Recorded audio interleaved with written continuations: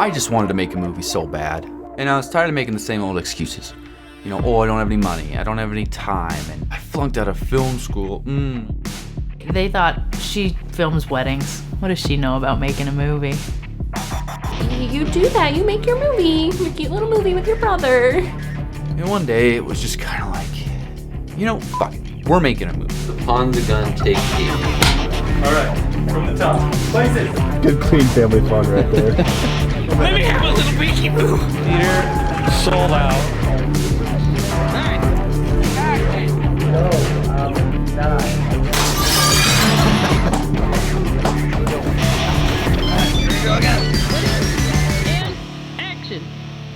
Okay, so we're gonna make a movie.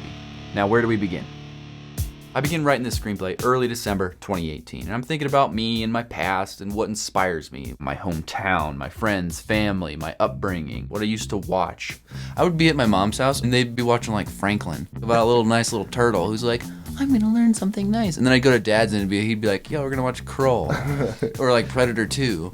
Tonight we're gonna watch Time Bandits. I liked it when a movie had a good gritty feel, but it still made you laugh. And, you know, at times maybe it was a little campy. Groovy. I fire up the DVD player, studying my favorite directors, you know, why they're good, why do I like them. All of them accepted their budgets, so they were honest to their intentions, and they worked with what they had. They found creative ways to still have what they wanted for their story without sacrificing something else. I figured if it was good enough for them, it's good enough for me. Steve says, Dad, I want to make a movie. What do you think? I said, well, you keep saying this, so why don't you just shut up and do it? Yeah, I'm thinking, what do I have? Who do I know? And where can we shoot something that isn't just my house? The pawn shop pops in my head. It's been the family business since the 1980s, and everybody I knew had worked there at some point in time. So I thought, hey, you know, that's a start. Best pawn shop story, go. They're all in the movie.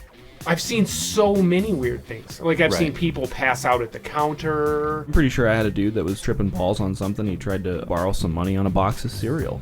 I've seen people fall in to the store, fall out of the store. I've seen people try to steal stuff that clearly would not fit in your pants. Books that were written by Teddy Roosevelt and signed by Teddy Roosevelt. I found a bag of mushrooms once. I gave them to my friend to try them because I wasn't sure if they were like gonna kill me or something. No money? No problem. It just seemed like a great place for a story. And so now I just needed the content, the meat and the bones of it all. And I had access to generations of people who could help me do that. So I headed into the shop and I just listened. Every time I go in there, it's just like I'm right back into it. And it's like I'm working there again. My mom ended up coming in, which was cool afterwards, and we started talking, and they started bringing up all these stories. Somebody tried to pawn a snake. Background snake lady part, take 3. She wanted to know if I'd just take her snake for the weekend. Hi, do y'all take live snakes? I knew she owned snakes. Good customer. She didn't have anybody to watch the snake and she needed a little bit of money. I mean, this one is absolutely no maintenance. Like, no, I don't take anything that eats. Weird. That is weird. Every one of them would give me another little piece to this puzzle that I was putting together. And I'd worked there a little bit myself. I wanted to write a story about a pawnbroker where it was more his story. He had more to say than just, oh, where the bad guy is and to get roughed up by the hero. So I'm thinking, oh, I could make a story about the real pawnbroker, not the pawnbroker that you see in the movies where they're just grease balls, they're scumbags. I didn't see my family running a pawn shop like that. You're just dealing with all walks of life, and so you just see this insane dynamic of people. Yeah. I think it does a lot of good. Yeah. I know it does a lot of good. I worked there long enough. I really got along with some of the people pretty well. A lot of the people that were kind of down on their luck, I tended to kind of feel for them and get along with them a little bit. It wasn't about always making money. Just need to pawn this again. Got to write a little bit more this morning, a little more on why Lanny does what he does, who he is, why the guitar, how it ties into the goons and stuff, so happy with that. So I had little bits of these characters that I felt strongly enough that they could be a part of this story. Now I just needed to know what I was gonna do to these people, right? I know for a fact I've interacted with MS-13 guys. I've interacted with hardcore Nazis. Me winding up with something that somebody else wants bad enough to kill somebody over is absolutely plausible. Yeah. 100%. I had my conflict. What if somebody found something that they weren't supposed to find? You really don't know what's coming through the store any day. And that's what's so intriguing about it, I think. So I'm a month in It's got steam. I'm feeling pretty good as to where it's going. And I think, I got all the time in the world. I don't need to rush it. Right? In comes my stepdad, and he says, hey, we're shutting the pawn shop down. What? You know, it was a hard decision, but it was time for sure. Like, if your heart isn't in something like that, you just slow grind, you know, to nothing. I don't regret being in it at all, but I don't regret deciding to close it either. I should have started writing this thing a while ago, I'm thinking.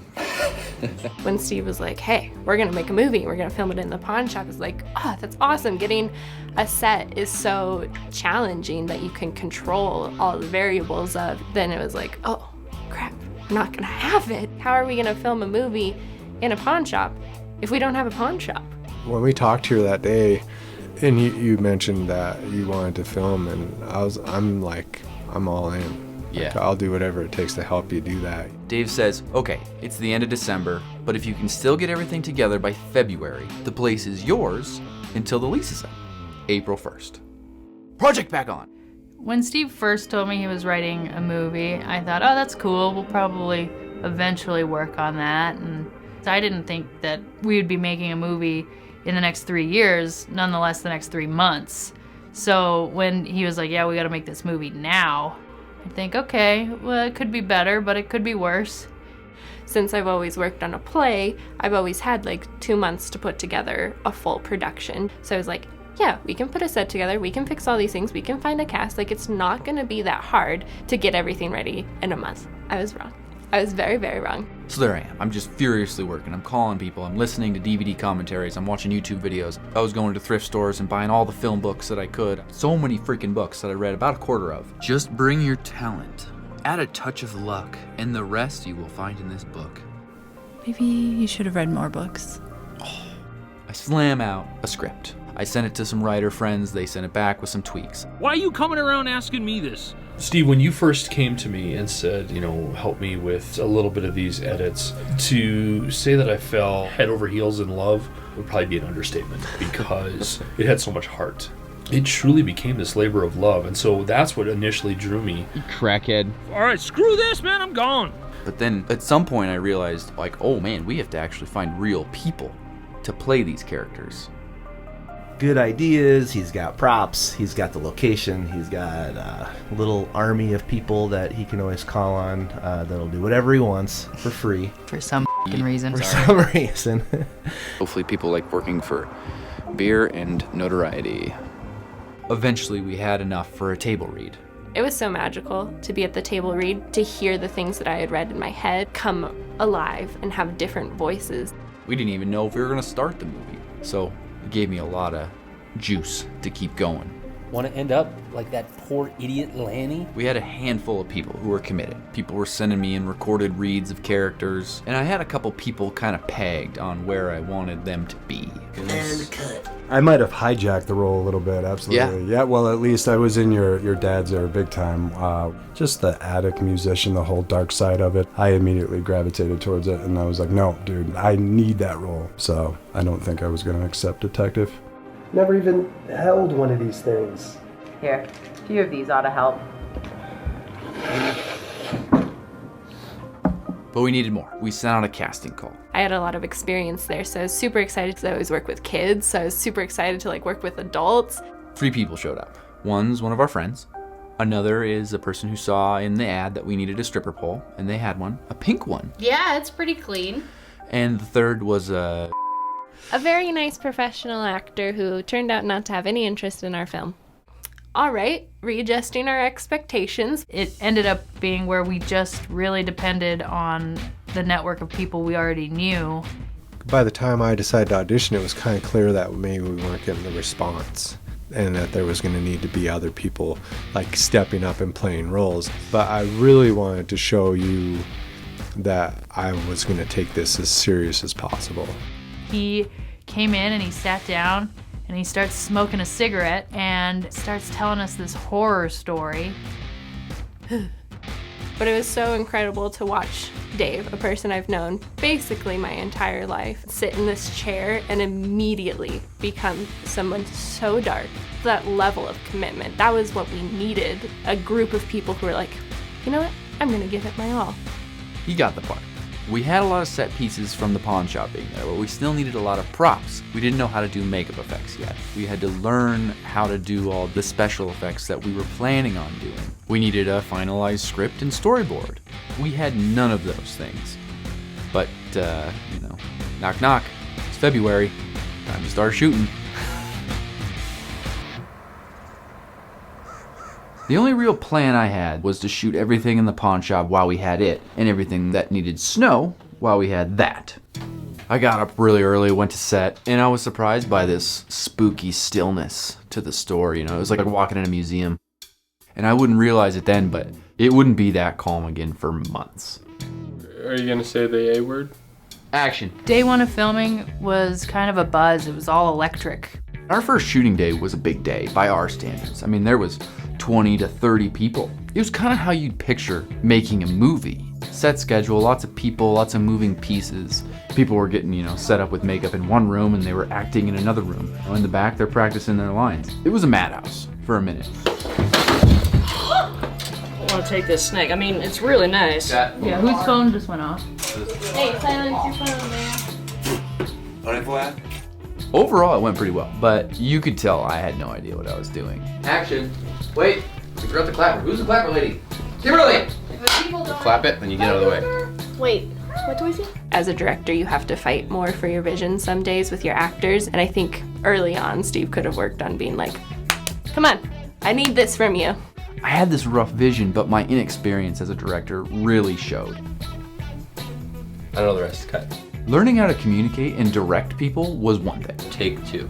But then I'd hop in front of the camera and it was like a whole other disaster. That was funny. Terrible. I'm used to working with people with no acting experience, so I was totally ready to have somebody be like, I don't know what to do on the camera. Oh, that was right. Well, they were laughing at me. All right, let's work through this, even if they weren't familiar with acting or on the camera and had to struggle a little bit. I hated it, but I can do it. I can do it. I wouldn't trade anybody in for anyone else. And what does that mean?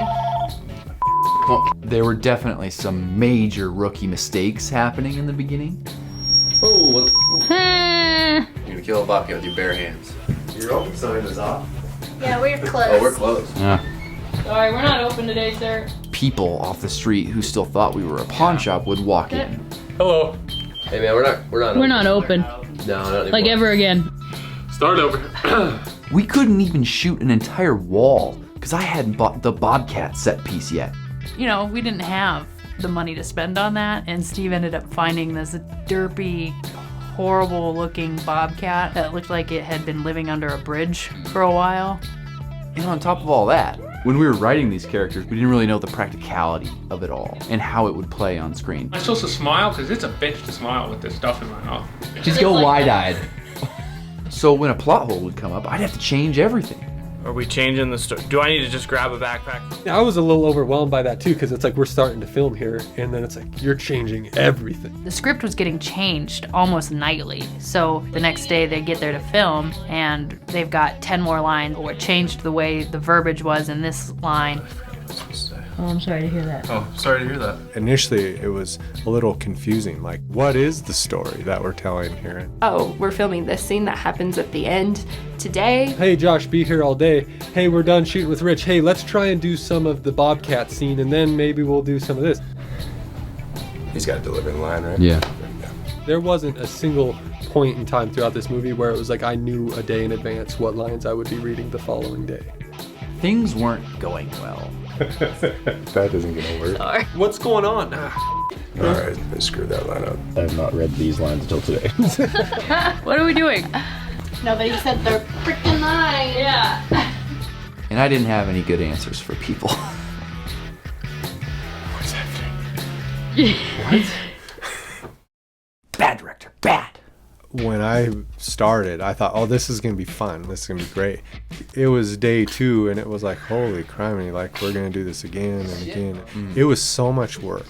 This is like a job. We put it in for a good couple months there. God. I could tell that reality was sort of settling in for people, me included. It was like, holy What have we done? Stern, very stern. Your landlord face. Remember that? Yeah. But then this little light bulb goes off in my head. It's like, okay, why don't we use reality to our benefit? Let's let them bring that into their character and see what happens. I think that's a really cool thing about acting, is you get to explore things about yourself while being a completely different person.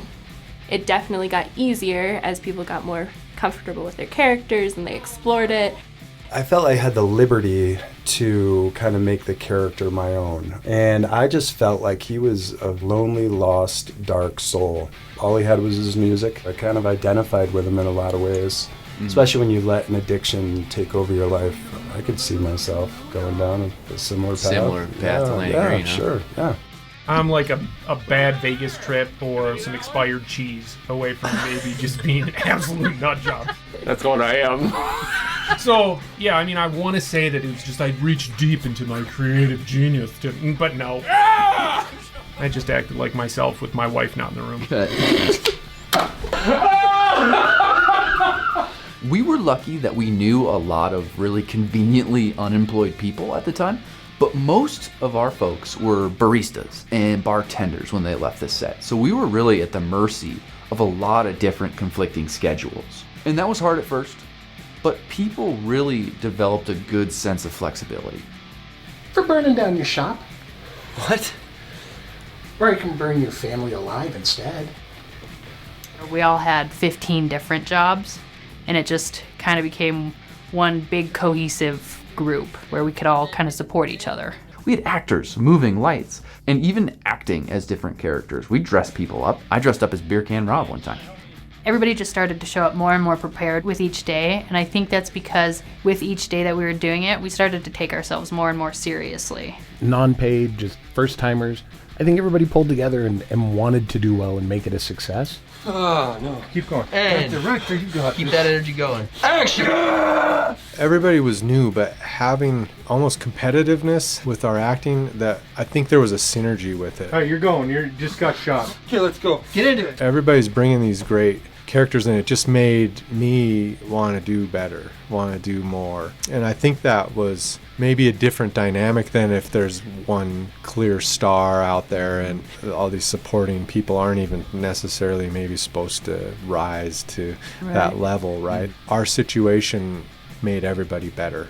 I could tell people still didn't have the full vision of the film, and maybe neither did I at that point. But I had people's trust, and they had mine. And it was just a huge breakthrough.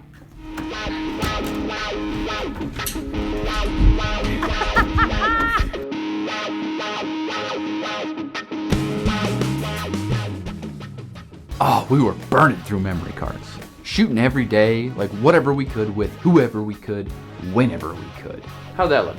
And with this comfortability of the cast that we had now, it was easy to goof around, it was easy to improv, and sort of find things. Let's just run through this a few times. I think we probably have a lot on camera of us practicing, but even more off camera. There's so no much. Cameras running. Me and Steve are just going again and again and again. Having that opportunity is a double-edged sword. You get a lot of lines and moments that you weren't necessarily expecting. I'm the weapon. It's the victim. On the other hand, there were days, mainly with Josh and Steve, and nobody knew their lines, and it just turned into like a shit show. Action. I'm not ready. Too bad I said action. Okay, action. Come on, guys, like, do the scene, let's go.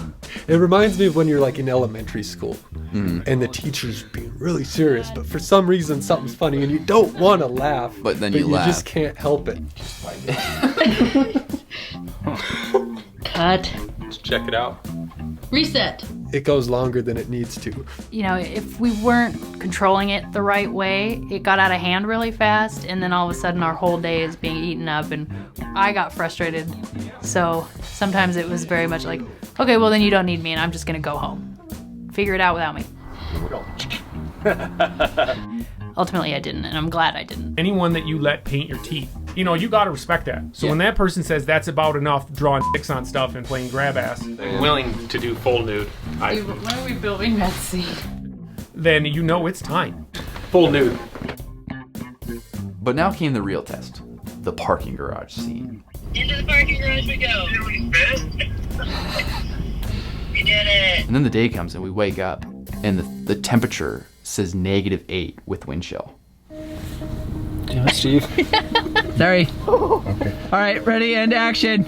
There's a reason movies are made on like a sound stage. I gotta nail this right the first time because I want to get in the fucking car. Sorry. The first part went really smoothly, considering it was in a snowstorm. But then we get this phone call.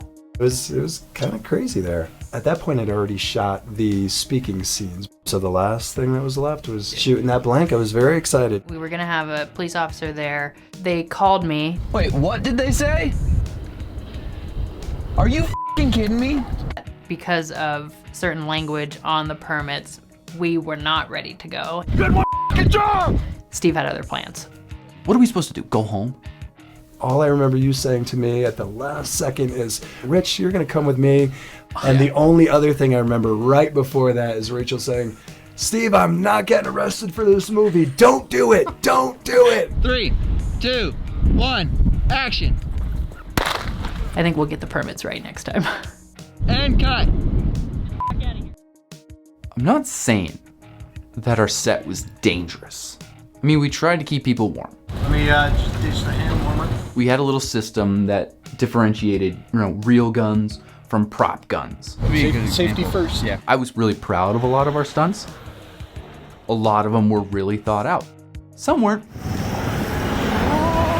And mark.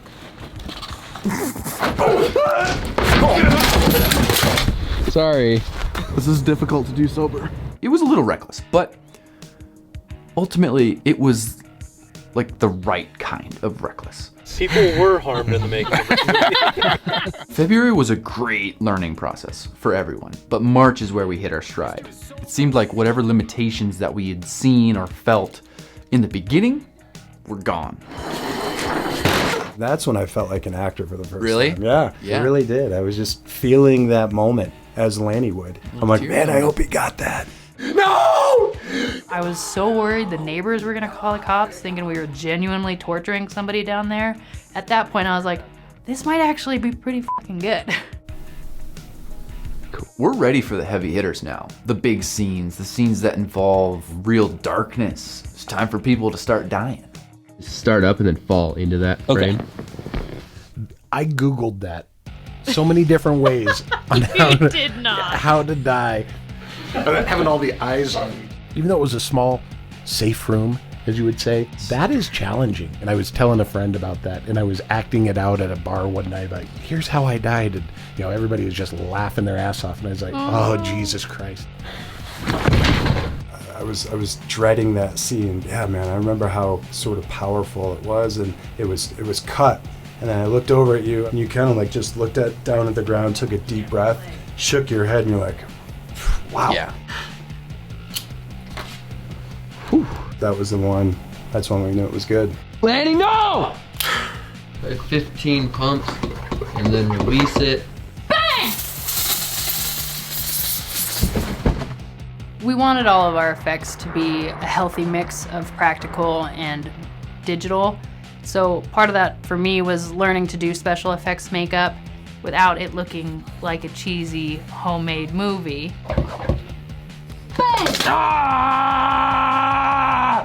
It was the real do-it-yourself kind of way. Can I get a baby wipe, dude? Boom! We nailed March. And there was no pawn shop in April, so we had to nail March. But we did. Yeah. Yeah. I mean, morale was so high. We were doing it. We were gonna put a movie together. We were coming in on time and under budget.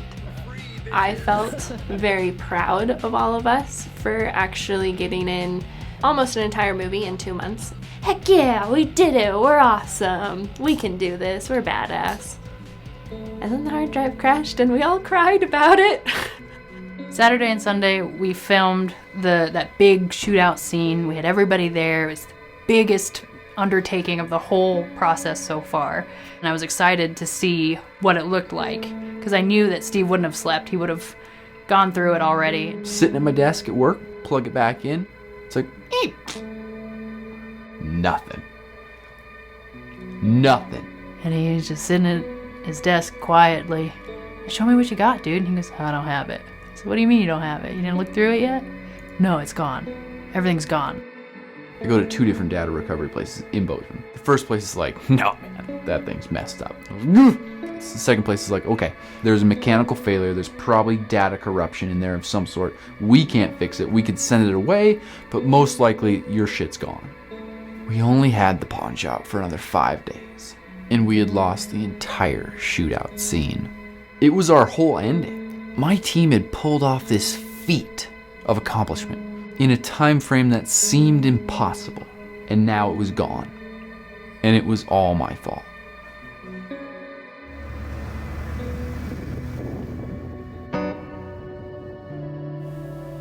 Well, you didn't make a fucking backup?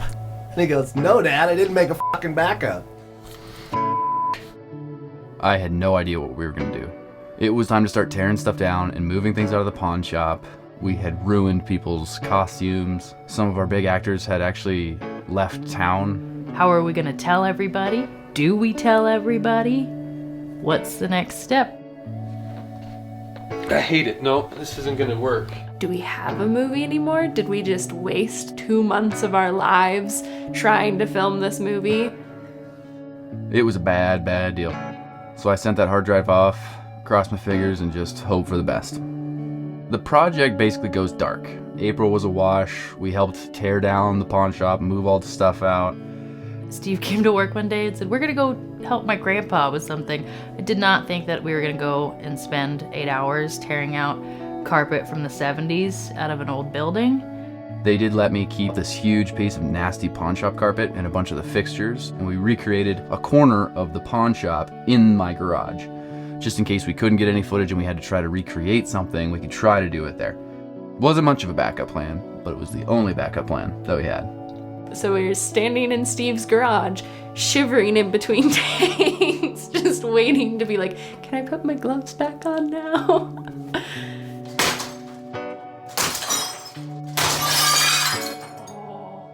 39 days later, I finally get a phone call. It's the Drive Saver people, and they tell me that they were able to save 89% of the footage on that hard drive. Thank you, thank you, thank you, thank you, thank you, thank you.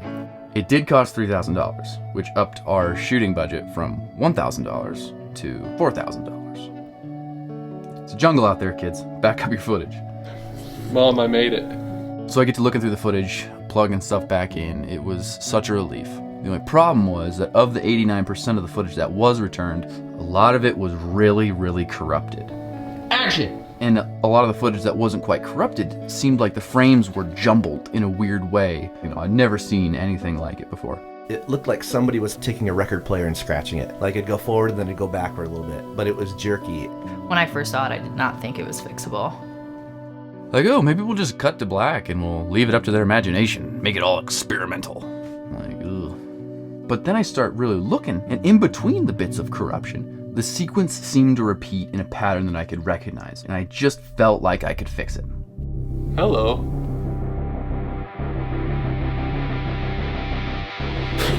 Code! What's the code?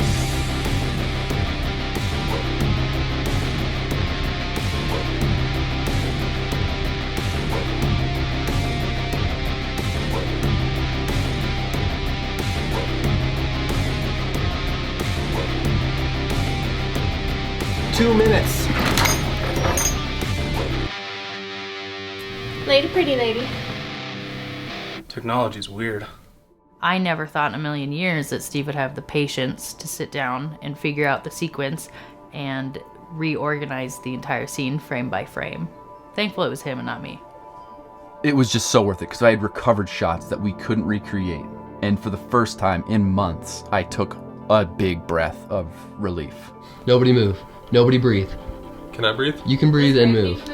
No, Greg's fine. Couldn't take much of a break though because now we had to start marketing the film and we had to push into our summer phase of production. Action! These were all the things that either happened chronologically before or after the main storyline that's set in winter. It was a very busy summer. This is an excellent way to get to know somebody. And eventually I had a little bit of a rough cut. I'd say results were kind of mixed at that point. I was worried. and I initially had a hard time seeing how it was gonna turn into anything watchable. It was poor quality. The sound sucked, but I loved it. So we thought, well, we got this far into it, let's keep going and see if we can make something out of it. Bang! Shit! Without having any music, it felt pretty flat, so I spent probably weeks researching getting the music rights to independent films. Very complicated. There was no way we were going to afford it. Still don't like that. Ah, nothing sounds good. So we thought, well, we filmed a lot of music videos in our day. We know a lot of local musicians, so we'll reach out to some of them. I think your exact phrase was, "Dad, I need you to rip off a song." Oh, yeah. And then I was looking through some old footage in our archive, and one of the first live events that we ever covered as a production company was for the Tom Cook Band. It fit the themes, it fit the characters, it just seemed a part of the world. I reached out to Tom, he gave us the thumbs up, he ended up acting for us later down the road, and it gave the film just this cool little worldly boost that felt like it had a little more personality.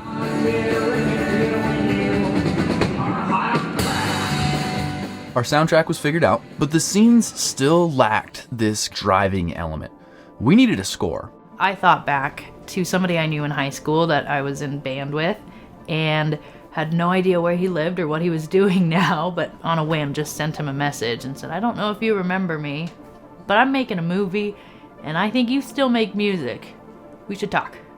Yeah, Rachel hit me up out of the blue, wanted to see if I'd be interested in the project, kind of attached a script, and I looked over it, and it was actually surprisingly good. It had a lot of heart, it was funny, it just sounded like a good time. I was gonna use like GarageBand, I was gonna use this copyright-free stuff from these archives we'd used before.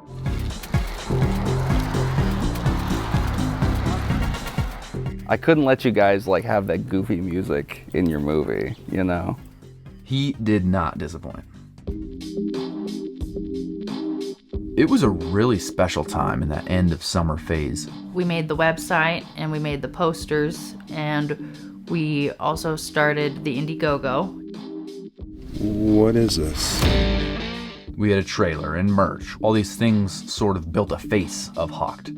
So now that Hocked had a presence, people wanted to come in and they wanted to bring something to the project, whether it be connections or resources or cameos. We were getting contributions from everywhere. And it became more than just a movie filmed in a pawn shop. For instance, I wanted to just have a conversation with one of my detective friends on some of the dialogue that I had written. You know, I didn't want it to be fake sounding. That conversation led to being able to use the Law and Justice Center and using a real interrogation room and getting 2 real police detectives involved, and they wrote their own stuff. I mean, and it was way better than anything I could ever write. You better ship me a story, fast. Then we start talking to more people, and Steve gets an idea with every conversation he has with somebody else. So then he starts adding scenes. Even though they're little and not overly complicated, it takes more time to coordinate and edit and then find time for Max to do the music. So all of a sudden it's, okay, well, are we gonna be done in time? I think there was a moment where I was just like, man, I don't know, and like I just wasn't into the sound, and I didn't really believe in myself. I spent months, countless hours working on it, but I think at a certain point I just figured, you know, how many times in your life do you get to like work on a movie? I just ride it until the wheels fell off. We reached deep into our bag of contacts, and we got to film in a local museum that we'd shot a promo in before. We called up a couple rapper clients, and they came down for the weekend, and we just had a good old time. A casual conversation with the pawnbroker down the road led us to be able to create an entire new scene. That, too, led to us randomly having access to a live bobcat. Who doesn't have access to one of them? Yeah, I was getting like real defensive. Anything we could get away with, we were doing. Instant cash loans for you. Sorry.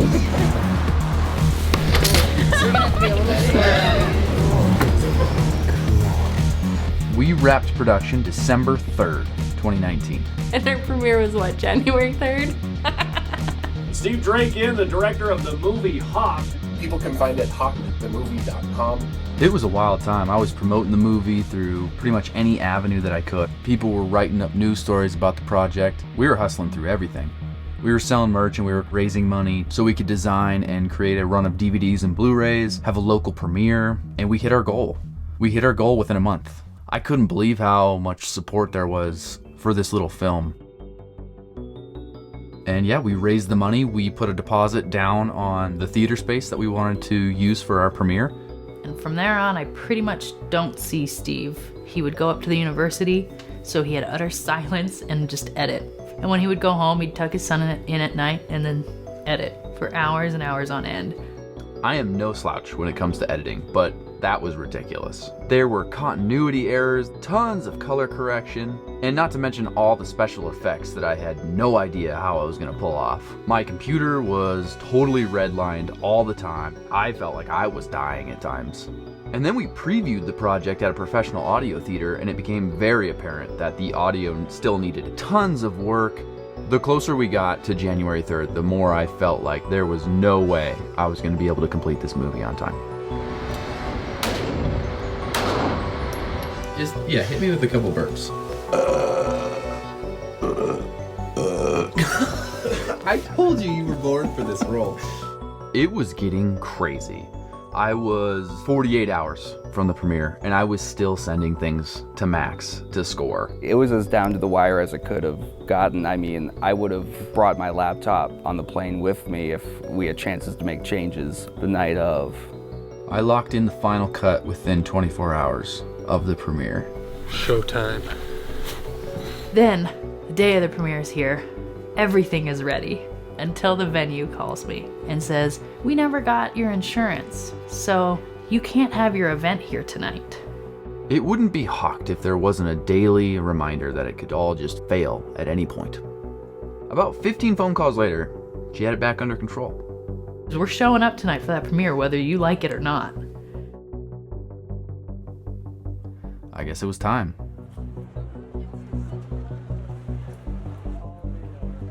And we walked in, and there's the packed lobby of the Ellen.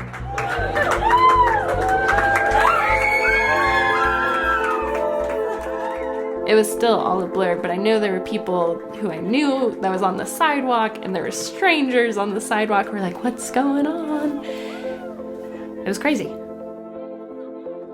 The Ellen Theater is big. It fits a lot of people. I was sitting in the balcony and I could see down below and it was full. And then I watched people come into the balcony and the balcony was full. And it was just like mind-blowing. I went to the ticket counter and I just happened to ask, "How many have we sold?" And she said, "There are no tickets left." We just sold out. We just sold out. Obviously it turned out pretty good. It worked out pretty good. I mean, we sold out the house tonight. So.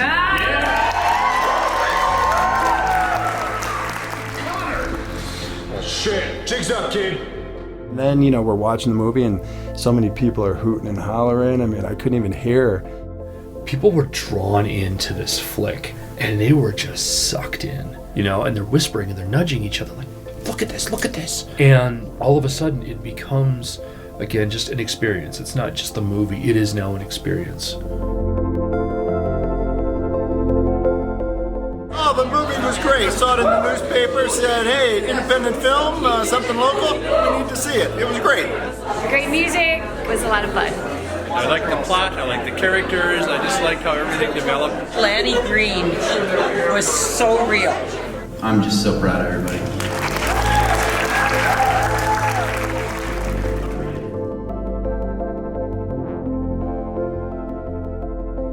All I wanted to do in the beginning was make a movie. And I didn't know in the end that it wouldn't be about me making a movie, it would be about the group of people that came together. They wanted to do something cool and they wanted to express themselves in an art form that they would probably never get to do in any other circumstance. There's 82 credits in the movie. It became everybody's movie. It filled me with such pride to be the facilitator for that. It was a good group of people to like struggle with because we all have each other's backs, and that's in your production team. That's who you should have. You should have people you trust, people who are talented, and people who will support you and you will support them. Maybe have a full script before you start too. I saw that and I thought, wow, this is really going to be something. This is going to be huge. And then the pandemic happened. Everything shut down. The Blu-ray company that we had ordered all of our Blu-rays from went out of business, and we never got our money back. We tried online film festivals. They didn't seem to really like it. We tried outdoor screenings. No one wanted to go outside. So for a long time, we had no idea what to do with this project. And that was pretty hard, sitting on something that you spent a year on. It's gotta be worth something. And then it occurred to me that Hocked should be a tool for future filmmakers to watch and hopefully enjoy, but more importantly, to learn from, even if it's just what not to do. From the top? Yep. And so we put it out online for free, and it can be watched by anybody. And we hope you check it out, and let us know what you think, even if you think it sucks. Can't stand it. Also, I hope that you learned something from this behind-the-scenes video. If you have questions, reach out to us. And if you've always wanted to make a movie but thought you couldn't pull it off, you can. You might need a couple $1,000 and a video camera and a couple, ride or die friends, but that might be all you need. Great, we bonded. The thing is, you just need to start now. And if you're anything like us, you're gonna f everything up along the way, but you just learn from it. You just keep going.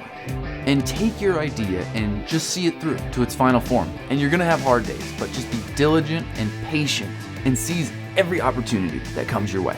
And on those hard days, look to your crew to support you, but more important, to collaborate with you. The people are what's gonna keep you going. And then just do it big and fake everything. And even if it's rushed and unconventional and totally reckless, sometimes that's just the way it has to be. And it's one thing to talk about doing big things. It's another thing to see it through all the way and at the end of the day, have a movie. And that's what we did, and I think you can too. So what's the next project?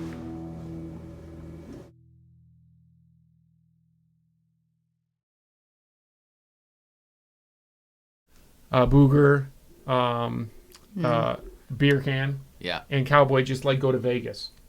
Yeah. See, that would be like a I would side also story. like to shoot on location, fiddle in some shit so it seems different. After this, I'm just gonna basically go stand in the corner till somebody needs me again.